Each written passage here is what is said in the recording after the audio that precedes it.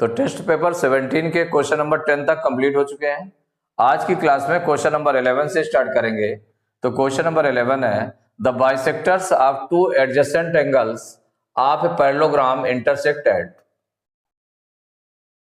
4 options दिए हुए हैं, इनमें कौन सा करेक्ट है वो निकालना है।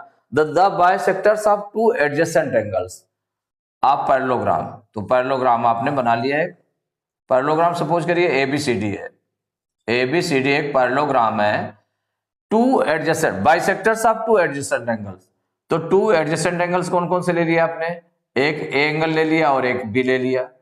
इनके जो बाइसेक्टर्स हैं, माने इसको टू इक्वल पार्ट्स में डिवाइड करने वाले जो बाइसेक्टर्स हैं, एक ये इसका बाइसेक्टर आपने ड्रा किया। ये दोनों बाइसेक्टर्स कहां पर इंटरसेक्ट करते हैं? ओ पर। तो ये कह रहा है कि कितने डिग्री का एंगल होगा, ये एंगल कितने डिग्री का होगा, ये आपको फाइंड करना है। तो जब ये एंगल फाइंड करना है, इसका मतलब हो गया कि ये जब बाइसेक्टर है, बाइसेक्टर कौन से हैं? एओ और बीओ, ये बाइसेक्टर है। बाइसेक्टर का मतलब हुआ जितना एंगल ये बन रहा है उतना एंगल ये बनेगा, जितना ये एंगल बन रहा है उतना ही एंगल ये बनेगा। बाइसेक्टर में तो ये होता है। तो इसमें सॉल्व करके देख लें कौन सा ऑप्शन करेक्ट रहेगा। तो इसमें जो दिया हुआ है, माने बाइसेक्टर्स कौन से हैं? इन पैरेललोग्राम, पैरेललोग्राम कौन सा है? ABCD. The bisectors of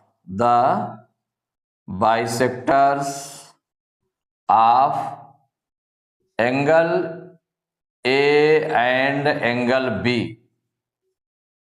are कौन कौन से हैं? AO and BO, AO and BO respectively. माने ये दोनों बाइसेक्टर्स हैं, यही आपका दिया है रेस्पेक्टिवली। ठीक है ना? तो इसका मतलब हो गया कि जो एंगल ये होगा आपका इतना, और ऐसे देखा जाए तो since the sum of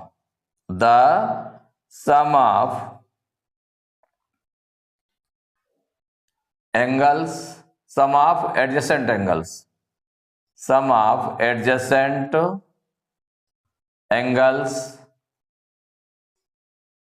of parallelogram equal 180 degree, ये होता है ना?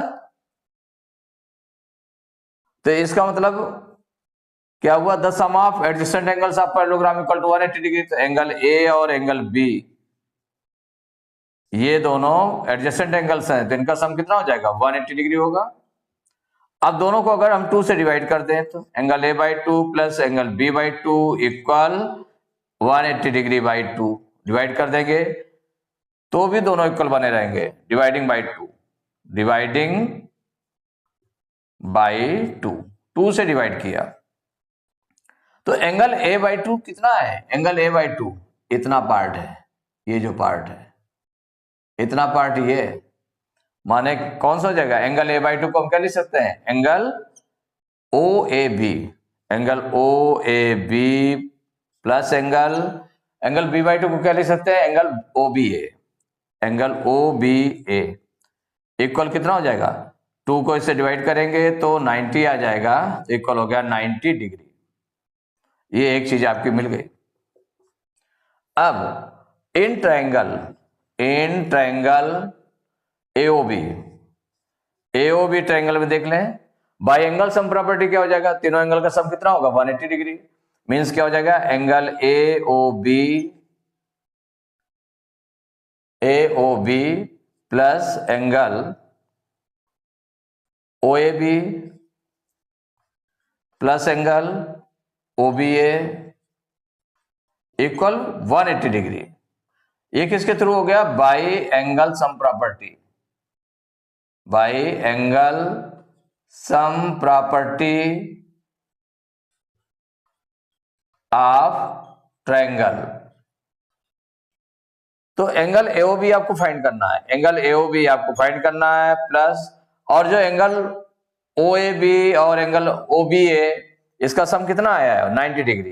तो 90 डिग्री इक्वल 180 डिग्री।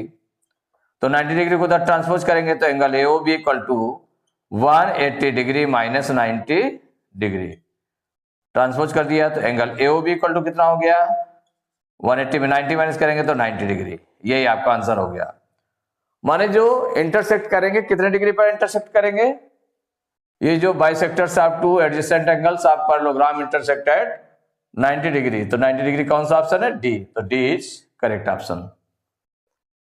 तो question number 12, how many diagonals are there in a hexagon. Hexagon में कितने डायगोनल्स होते हैं, ये नंबर ऑफ डायगोनल्स फाइंड करना है। तो इसको सॉल्व करके देख लेते हैं। देखिए है क्या, जो पॉलीगन है उसका नेम है हेक्सागन। तो हेक्सागन में कितने साइड्स होती हैं, तो number of sides equal to 6। कितने साइड्स होते हैं, 6 साइड्स। तो number of diagonals equal to number of diagonals, formula write कर लें। तो number of diagonals equal n into n minus 3 upon 2। इसमें वैल्यू पुट करेंगे n की, तो नंबर ऑफ साइड्स कितनी है, 6 है। तो 6 इंटू 6 माइनस 3 अपॉन 2 इक्वल हो जाएगा 6 इंटू 6 में 3 माइनस करेंगे तो 3 आ जाएगा अपॉन 2। 2 से हम डिवाइड कर दें तो 2 1 जा 2, 1 टाइम गया। 2 से 6 को डिवाइड करेंगे तो 2 3 जा 6। तो ये निकल आया आपका 3 इंटू 3 इक्वल टू 9 डायगोनल्स। तो नंबर ऑफ डायगोनल्स कितने हो गए, 9।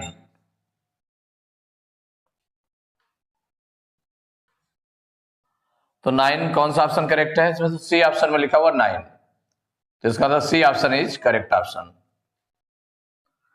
तो question number 13, each interior angle of polygon is 135 degree, how many sides does it have. माने उस पॉलीगन में कितने साइड्स होंगे, कितने साइड वाला पॉलीगन है जिसका ईच इंटीरियर एंगल 135 डिग्री है। तो ईच इंटीरियर एंगल से ईच एक्सटीरियर एंगल फाइंड कर लें। ईच एक्सटीरियर एंगल फाइंड होने के बाद में नंबर ऑफ साइड्स फाइंड कर लेंगे। तो इसमें सॉल्व करके देख लेते हैं। ईच इंटीरियर एंगल गिवन है, ईच इंटीरियर एंगल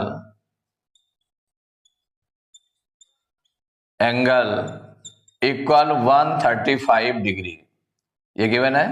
तो ईच एक्सटीरियर एंगल, देखिए ईच एक्सटीरियर एंगल और ईच इंटीरियर एंगल में क्या रिलेशन होता है, इसमें दोनों लीनियर पेयर होते हैं, लीनियर पेयर के एंगल्स होते हैं। तो ईच एक्सटीरियर एंगल इक्वल हो जाएगा 180 डिग्री से 135 डिग्री को माइनस कर देंगे। ये हम कहते हैं 180 degree minus each interior angle. Each interior angle equal हो जाएगा 180 डिग्री माइनस 135 डिग्री। माइनस करेंगे, इससे बाहरों लेंगे 10 में 5 माइनस किया 5 आ गया, यहां 7 बचा, 7 में 3 माइनस करेंगे 4, 1 में 1 माइनस करेंगे 0, माइनस 45 डिग्री आ गया। तो ईच एक्सटीरियर एंगल कितना निकल आया, 45 डिग्री। तो हमें फाइंड क्या करना है, ईच एक्सटीरियर एंगल का जो अदर फार्मूला होता है उससे हम नंबर ऑफ साइड्स फाइंड कर ले। तो ईच एक्सटीरियर एंगल इक्वल होता है 360 डिग्री, 360 बाई n, इतने डिग्री होता है। तो यहां पर ईच एक्सटीरियर एंगल गिवन है, कितना आया है 45 डिग्री। तो 45 degree equal to 360 by n। अब n को इधर ट्रांसपोज कर लेंगे तो मल्टीप्लाई में चला जाएगा, तो हो जाएगा 45 इंटू n इक्वल टू 360। तो n इक्वल टू 360 और 45 को इधर ट्रांसपोज करेंगे तो अपान में 45 हो जाएगा। देखिए 9 से कैंसिल हो जाएगा, तो 9 5 जा 45 और यहां पर 9 4 जा 36, 9 0 जा 0। अब 5 से फिर डिवाइड हो जाएगा तो 5 1 जा 5, 5 8 जा 40। तो n इक्वल टू कितना निकल आया 8 साइड्स। तो वो जो पॉलीगन होगा कितने साइड्स वाला हो जाएगा, 8 साइड्स वाला हो जाएगा। तो 8 ऑप्शन किस में गिवन है, तो बी में दिया हुआ 8, तो B option is correct option. तो टेस्ट पेपर 17 के क्वेश्चन नंबर 13 तक कंप्लीट हो चुके हैं। नेक्स्ट क्लास में क्वेश्चन नंबर 14 से स्टार्ट करेंगे।